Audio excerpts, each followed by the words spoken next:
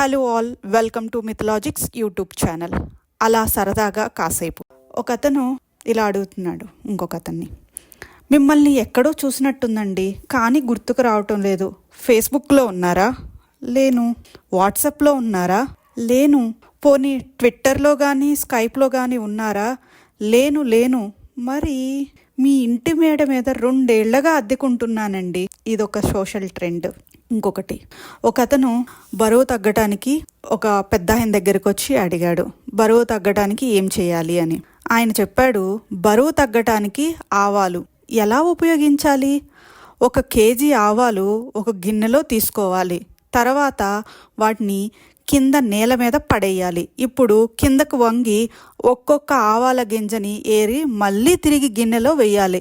ఇలా 3 సార్లు చేయాలి. మీకు 0 సైజ్ కావాలంటే ఆవాలకు బదులుగా గసగసాలు వాడండి. 0 సైజ్ మీ సొంతం చేసుకోండి. టీచర్ క్వశ్చన్, 15 పండ్ల పేరు రాయండి. స్టూడెంట్ సమాధానం చూడండి.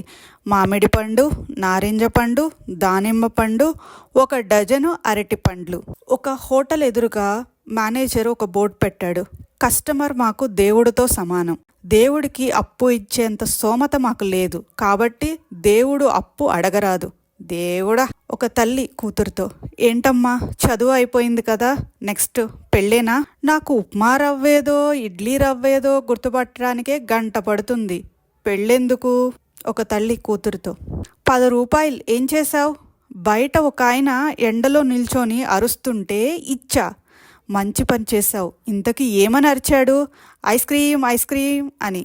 ఒక తండ్రి కొడుకుతో, ఏరా గిరి, ఈరోజు పరీక్ష ఎలా రాశావు అడిగాడు తండ్రి. పరీక్షలో అన్నీ నాకు తెలియని ప్రశ్నలే ఉన్నాయి నాన్న. అయితే మరి ఏం రాశావురా?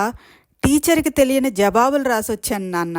ఒక తండ్రి, నా కూతురు పేరున 10 ఎకరాల పొలం, నా కొడుకు పేరున 1 అపార్ట్మెంటు, నా భార్య పేరున 20 లక్షలు రాసేశాను. గుడ్ అంకుల్, ఇంకా దేనికి అలా దిగులుగా కూర్చున్నారు?